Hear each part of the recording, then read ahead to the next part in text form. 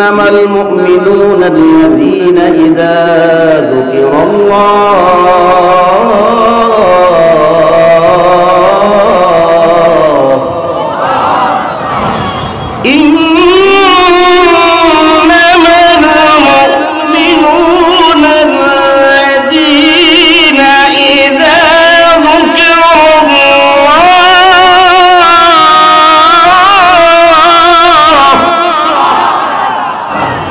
وجلت قلوبهم وإذا تليت عليهم آياته زادتهم إيمانا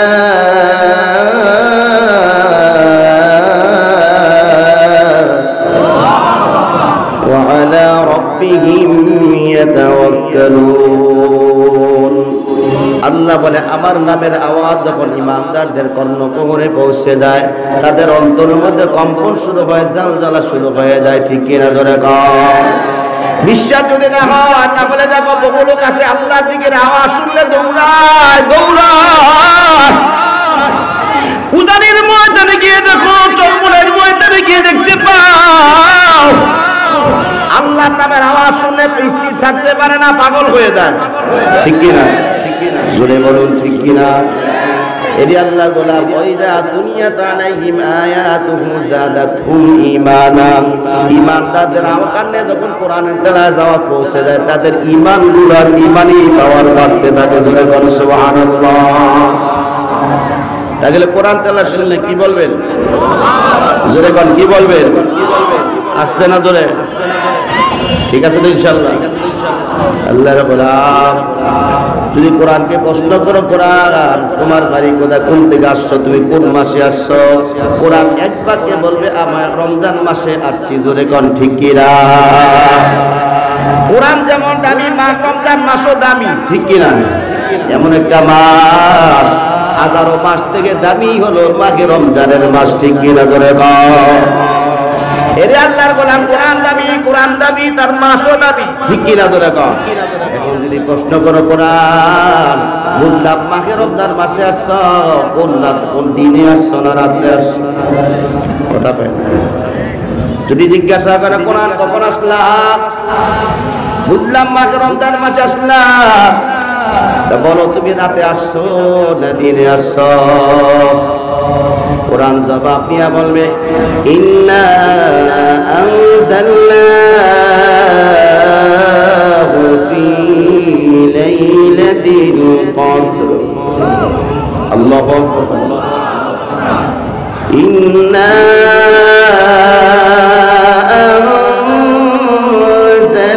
আনজালনাহু ফি লাইলাতিল কদর। আল্লাহ বলতেছেন আমি কোরআন বলবে নিশ্চয় আমি কদর রজনীতে অবতীর্ণ হয়েছি। সুবহানাল্লাহ বলবেন না? এখন যদি প্রশ্ন করে কদর রজনীর দাম আছে না নাই? কেমন দাম? তানাজ্জালুল মালাইকাতু ওয়ার রূহু ফিহা বিইذনি রাব্বিহিম ওয়া মা আদরাকা মা লাইলাতুল কদর। লাইলাতুল কদরি খায়রুম মিন আলফি শাহর। জোরে বলেন আল্লাহু আকবার। আল্লাহ নবীর আল্লাহ বলে এমন একটা রাতে আপ কোরআনকে পাঠাইলাম যেই রাতটা হলো হাজার হাজার রাত থেকে দামি। জোরে বলেন সুবহানাল্লাহ। তাহলে বোঝা গেল কোরআনও দামি, রাতও দামি, মাসও দামি। ঠিক কি না? জোরে বলেন। এখন যদি বলা হয় কোরআন ঠিক আছে তুমি কদর রজনী আসলা, কে নিয়ে আসলো, তুমি যেভাবে আসলা, এই জমিনটা তোমাকে কে পরিচয় করে দিল, কার মাধ্যমে তুমি আসলা? কোরআন জবাবে বলবে নাযালা বিহি রূহুল আমিন।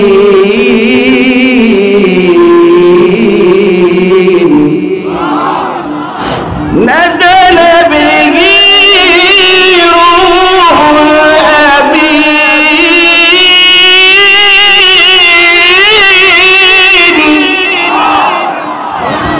কোরআন জবাবে বলবে আমি বিশ্বাসী ফেরেশতা রুহুল আমিন জিবরাইলের মাধ্যমে দুনিয়া জমিন আসছে। জোরে বলেন সুবহানাল্লাহ। ঠিক আছে বুঝলাম তুমি জিবরাইলের মাধ্যমে আসছো।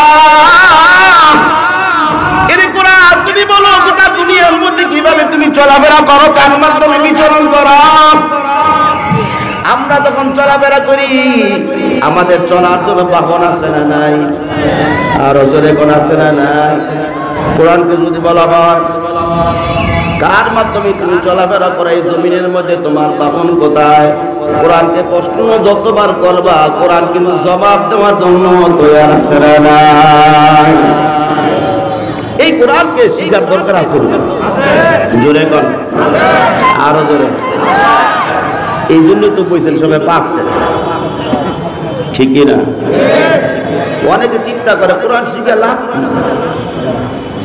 মৌলবীরা কোরআন শিখবো, আমাদের ছেলে ডক্টর বানাবো, ইঞ্জিনিয়ার বানাবো। বানান,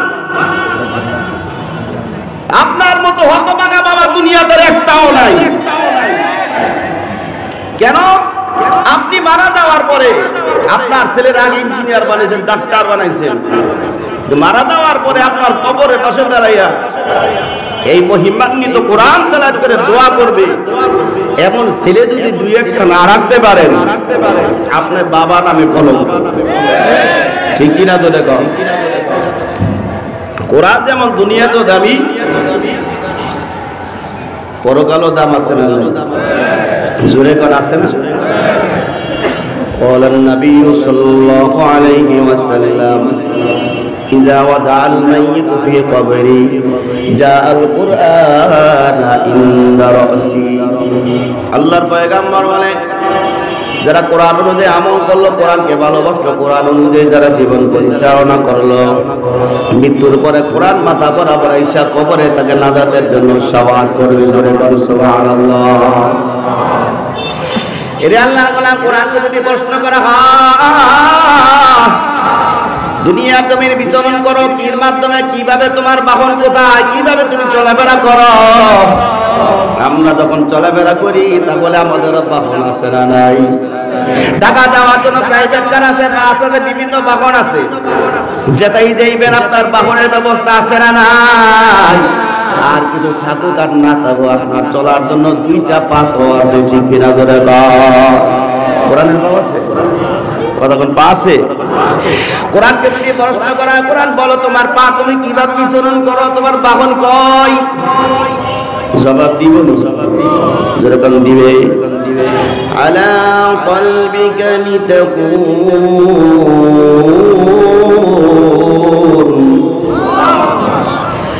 আলা কলবিকা লিতাকুন মিনাল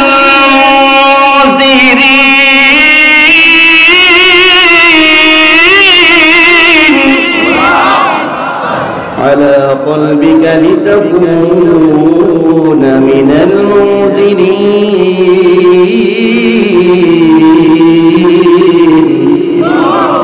কোরআন বলে আমার একটা বাহন, এমন একটা বাহন ইচ্ছা করলে কেউ ধ্বংস করে দিতে পারবে না।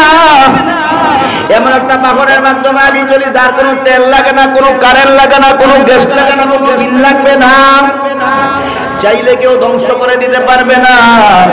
আমার বাহনের নাম হলো মানুষের 3.5 কোটির ভিতরে সিনার মধ্যে এমন একটা জিনিস আছে, সেইটা হলো আমার বাহন। সেই বাহনটার নাম হলো কলম।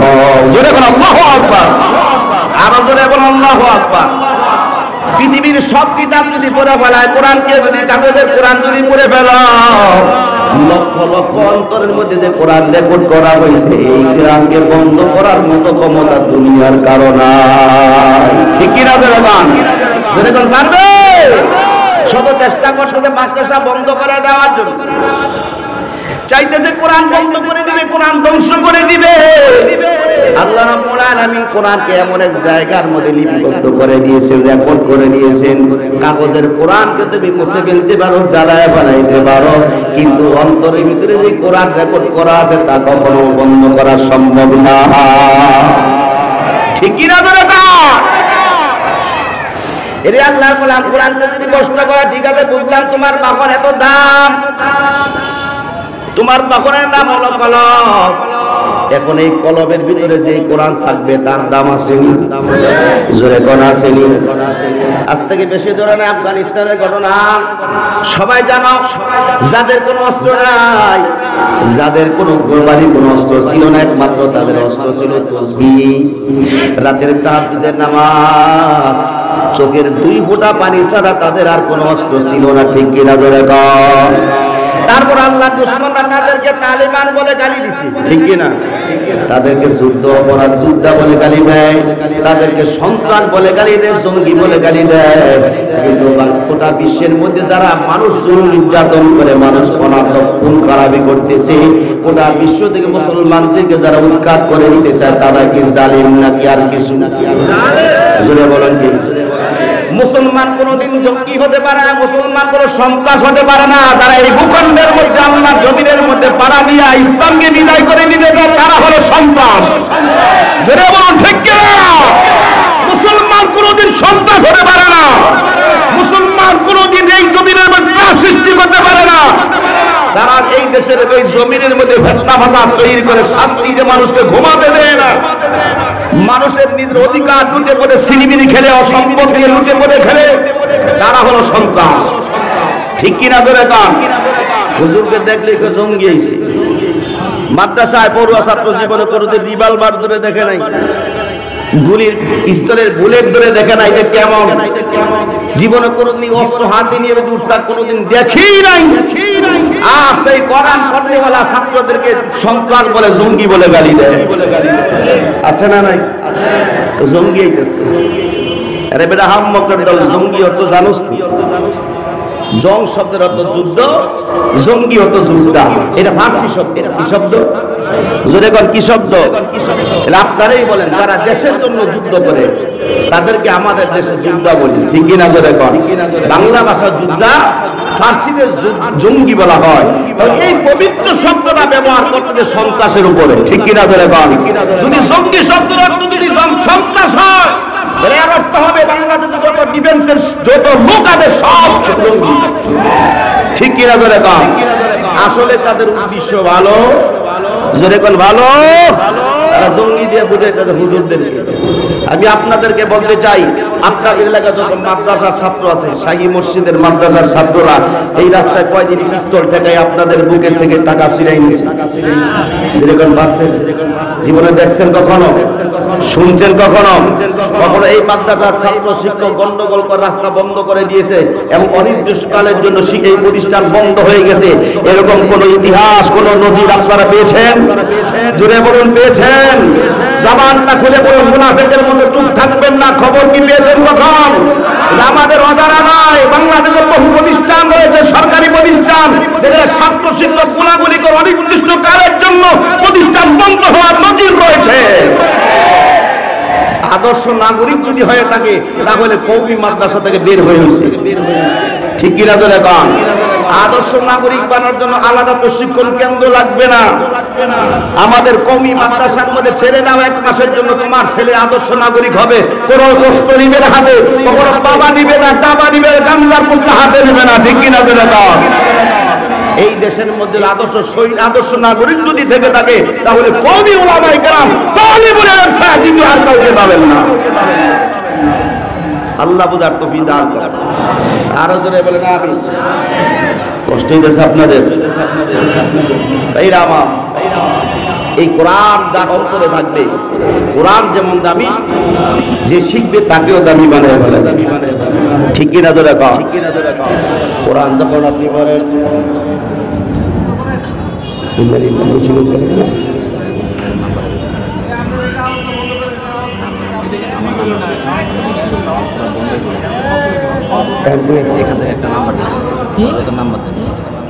আপনার নাম্বারটা দেন, তাতেই তো সাড়ে 9টা মতো সাড়ে 9টা কিন্তু তাই বলছে মুজিবগঞ্জ গেছে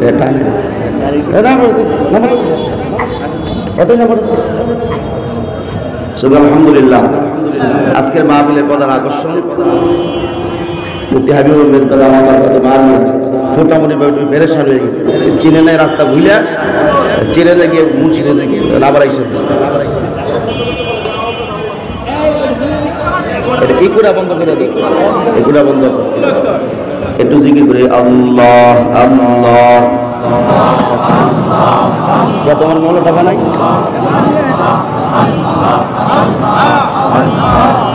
নাম্বার হলো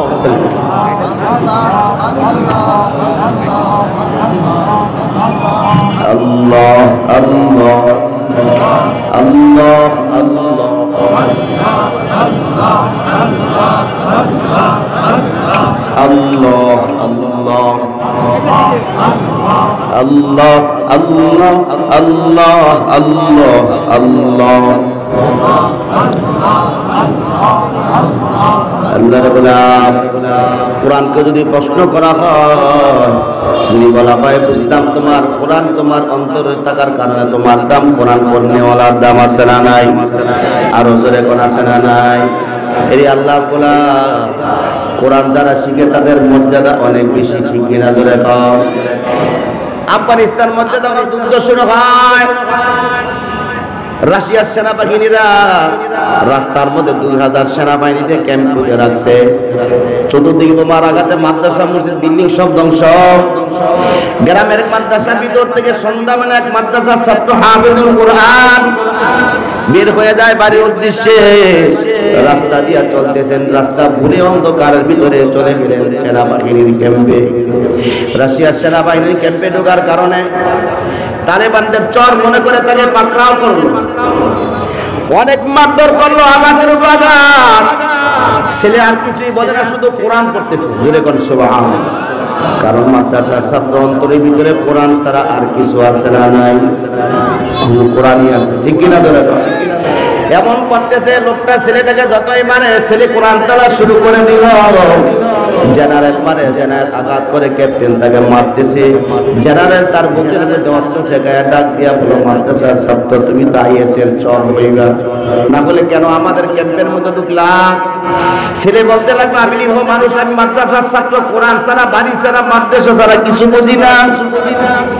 এখন এই ছেলেটাকে পাকড়াও করে ওই জালিম সেনাবাহিনীর কমান্ডার, সেনাবাহিনীর জেনারেল তারে এমন আঘাত করলো আর বললো, যদি কোরআনের পাওয়ার দেখাতে পারো তাহলে তোমাকে ছেড়ে দিব, কোরআনের পাওয়ার দেখাতে পারলে তোমাকে আমরা ছেড়ে দেব, না হলে তোমাকে মৃত্যুবরণ করা লাগবে। ছেড়ে বলতে লাগলো, 2 রাকাত কোরআন, 2 রাকাত নামাজ পড়ার সুযোগ দাও। ওই ছেলেটাকে ওযু করার জন্য পানি দিলেন। ওই ছেলেটাকে ওযু করানোর পর 2 রাকাত নামাজ পড়ে ছেলে 2 হাত উঠাইয়া আল্লাহর দরবারে ডাইকা বলল, আল্লাহ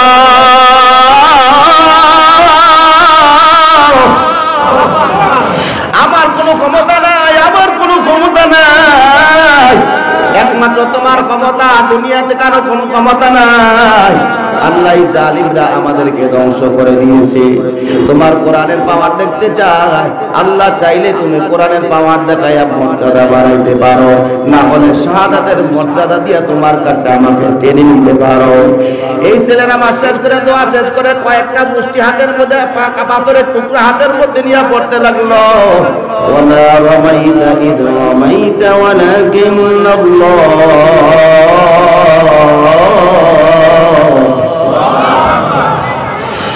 وما رميت إذ رميت ولكن الله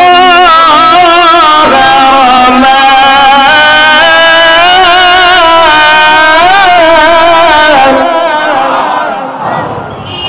আল্লাহ বলতেছেন আপনি মারেন নাই, ও পয়গম্বর আপনি মারেন নাই। এই আয়াতটা আমার নবীর উপরে নাযিল হয়েছে। জোরে বল সুবহানাল্লাহ। কারণ আল্লাহ নবীকে ইজ্জত করার সময় পাথর মেরেছিল, কাফেরদের মুখের বরাবর বালু মেরেছিল। আল্লাহ জানায় যে আপনি মারেন নাই, আপনি মাত্র ফু দিয়েছেন, পৌঁছাই দিয়েছি আমি। জোরে বল সুবহানাল্লাহ। ওই ছেলেটা আয়াত করে যখন পাথরের মধ্যে ফু দিল, দেখা গেল মুহূর্তের ভিতরে যত ব্যাংকার ছিল, অস্ত্রে গোলা বারুদের যত বারুদ ছিল, যত অস্ত্র ছিল, ট্যাঙ্কার ব্যাংকার যা ছিল, মুহূর্তের মধ্যে দাউ দাউ করে আগুন ধরে গেছে। জোরে কোন আল্লাহু আকবার, আরো জোরে কোন আল্লাহু আকবার।